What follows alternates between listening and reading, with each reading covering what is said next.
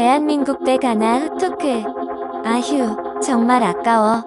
와, 어제 대한민국 가나전 경기 보셨나요? 정말 아까운 경기였어요. 우리나라는 우루과이와의 경기에서 비긴 상태라 일무였죠.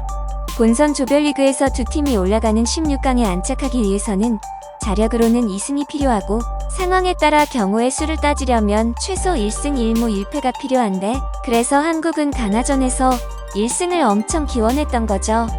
상대적으로 포르투갈보다는 가나가 쉽다고 판단했으니까요. 하지만 가나도 쉬운 팀은 아니었어요. 포르투갈과도 3대2로 아깝게 지며 1패를 안고 있는 팀이라 우리와의 경기에서 완전 배수의 진을 친 거죠. 우리한테도 지면 그들은 끝이니까요. 경기하는 것을 보니까 가나 선수들은 개인기도 좋은데 몸빵까지 좋더라고요. 특히 아이유 선수가 베테랑답게 중원을 누비며 가나 경기력의 핵심 전력을 담당하고 있더라고요. K리그 득점왕 조규성.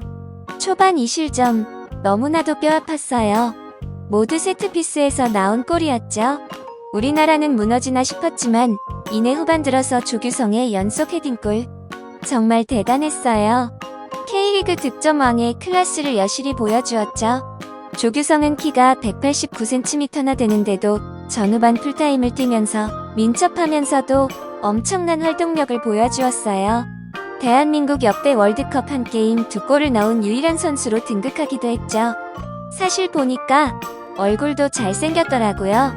첫 경기 우루과이전을 치르고 나서 인스타 팔로우 수가 70만 명이 되었다고 두 번째 경기할 때 중계진이 얘기하던데, 지금 보니까 벌써 120만이네요.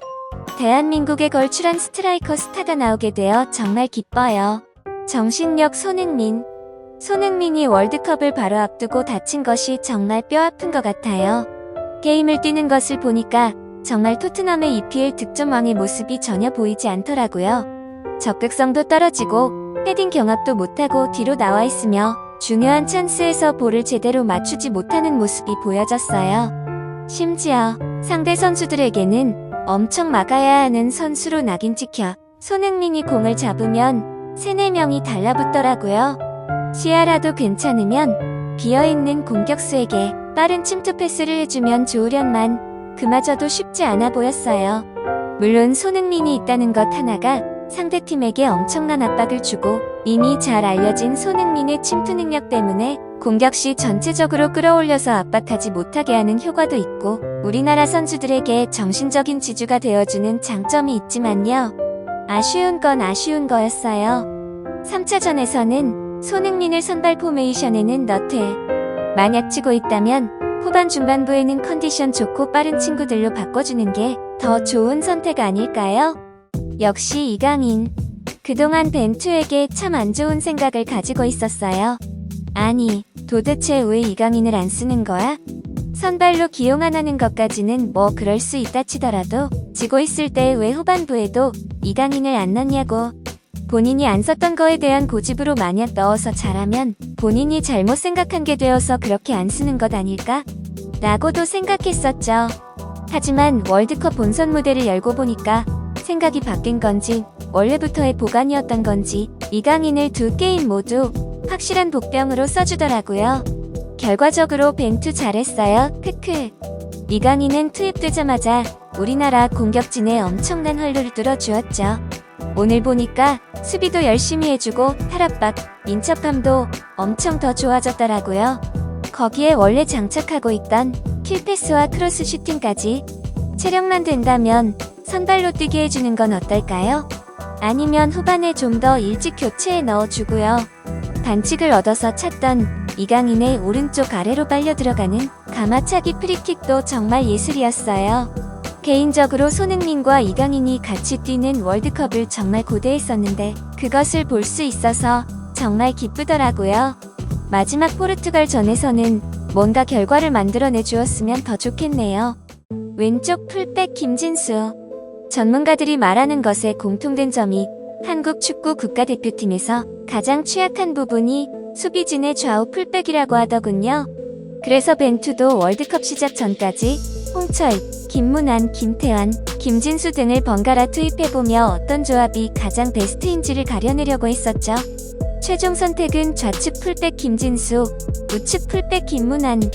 김진수는 177, 김문환은 173. 상대적으로 작은 키로 거구의 상대 공격 선수들과 맞서는 게 안쓰러웠어요. 또 현대 축구의 전략상 좌우측 풀백이 가장 많은 활동량을 필요로 해주죠.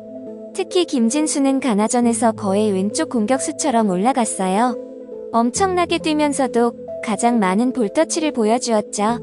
그래서인지 사실 크로스나 상대방과의 경합에서 아쉬운 부분들이 자주 보였어요. 누가 얘기하더라고요. 우리나라의 리버풀 우승 시절의 좌우 풀백 로버트슨과 아놀드 정도의 선수가 있었다면 2002년도의 4강 신화를 재현하기 충분하다고. 그래서 말인데 좌우측 풀백이 부족하다면 센터백을 3명 두어 수비를 더 견고히 하는 3-4-1-2나 3-5-2 전술이 맞지 않나 싶더라고요. 그동안 벤투는 주구장창 포백에 4-2-3-1-2나 4-1-2-3을 썼었죠. 월드컵 치르기 바로 전 평가전에서 3백 전술을 딱 한 번 시도해보긴 했었지만요. 벤투 감독, 후반 마지막 추가 시간에서 코너킥 상황을 진행시키지 않고 그대로 끝내서 정말 우리들을 열받게 했죠. 분명 추가 시간이 10분이고 추가 시간에도 1분 이상 가나 선수가 넘어져 시간이 지나갔는데 심판은 10분도 되기 전에 종료 휘슬을 불어버렸어요. 시계를 보니까 9분 57초였죠. 이건 누가 봐도 코너킥까지 줘야 할 상황으로 보였어요. 우리나라가 잉글랜드나 프랑스였어도 그랬을까요? 정말 열받습니다. 아무튼 정말 열받은 벤투 감독도 필드까지 나가서 심판에게 항의했죠. 심판은 이에 벤투 감독에게 레드카드까지 줬어요. 경기 종료가 된 후인데도 말이죠. 나중에 우루과이와의 경우의 수에서 페어플레이 점수까지도 볼 수 있는데 감독의 레드카드도 페어플레이 점수에 들어갈까요? 이로써 벤투 감독은 다음 포르투갈 경기에 나오지 못하게 됐어요.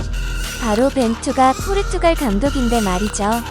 포르투갈 대표팀에서 경질되고 이번에 제대로 보여주고 싶었을 텐데, 그리고 조국 포르투갈과의 경기라서 엄청난 스포트라이트를 받을 텐데 벤투 감독 입장에서는 정말 아쉽게 되었죠.